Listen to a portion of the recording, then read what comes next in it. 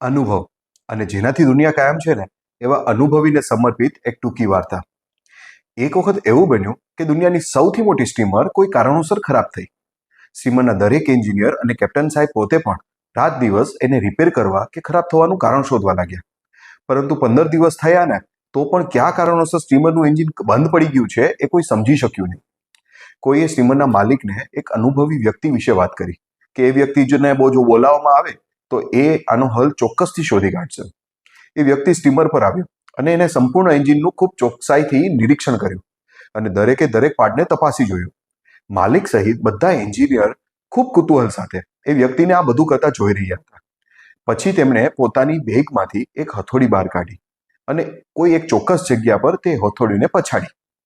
જોતજોતામાં આ એન્જિન ચાલુ થઈ ગયું અને બધા ખુશખુશાલ થઈ ગયા. બીજે જ દિવસે પેલા અનુભવી વ્યક્તિએ સ્ટીમરના માલિકને આ મોટા સ્ટીમરને રિપેર કરવાનું ટોટલ 15 લાખનું બિલ મોકલ્યું.